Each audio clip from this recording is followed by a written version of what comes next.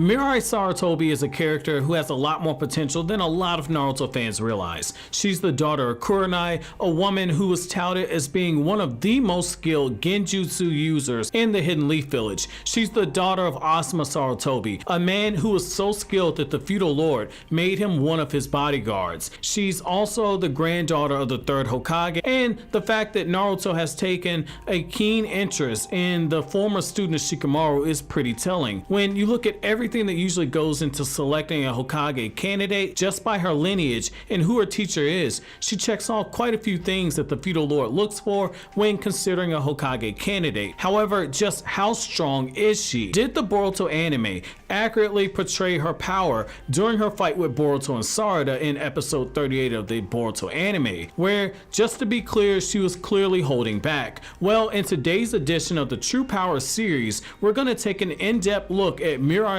Sarutobi's true power. Now, just to be clear, Mirai is a lot stronger than you guys give her credit for, but she does have a long way to go before she can reach the full potential that Naruto Uzumaki sees in her. A perfect example of this would be in the Konoha Shinden novel, where Mirai attempts to put a small town under a genjutsu in order to make them stop fighting. However, the complex genjutsu proved to be a bit too much for her to maintain, especially once Might Guy interfered and the jutsu was dispelled. Kakashi took the moment as an opportunity to teach Mirai, telling her that she had the right idea to put the town under a genjutsu, but that in order to effectively use such a complex genjutsu like that, she must do a better job at her concentration. On the flip side, however, during her battle with the Jashin cult leader in that very same novel, she managed to place him under a genjutsu to set up her victory for the battle, maintaining that genjutsu during the very critical moments of that battle, showing that she had begun to take Kakashi's teachings about concentration to heart. It's easy to see why Naruto thinks so highly of her,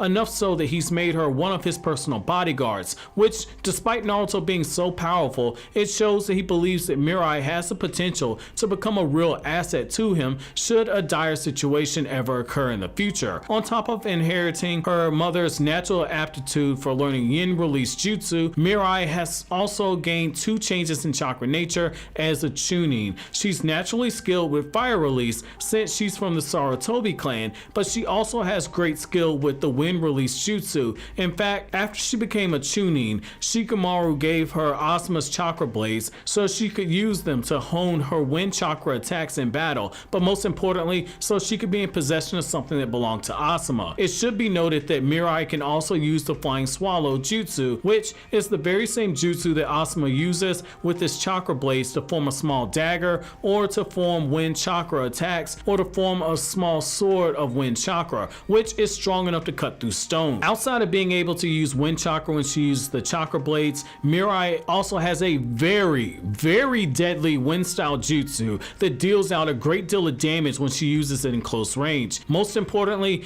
this is an attack that Mirai created after seeing Naruto's Rasengan, and while she was training with Temari, she saw Temari use her wind sickle jutsu, which is the jutsu that Temari uses with her fan. This is a wind release attack that is called the wind style whirlwind fist. To use this attack, Mirai wraps her fist in wind chakra and forms a spinning typhoon of spinning blades, which is a nod to Naruto's wind style Rasengan that Naruto can create, not to be confused with the wind style Rasen Shuriken, which is a different jutsu. When Mirai attacks, this jutsu pierces the body with blades. She can also use this attack from mid-range, firing off a gust of wind. Mirai can also use Asuma's strongest fire style attack, which is the fire style Flint Yagura jutsu. This is a jutsu that takes a small burst of fire and turns it into a large pillar of flames that forms a wall around the enemy. Mirai can also use her wind style whirlwind fist to deal out even more damage to create a giant spinning vortex of fire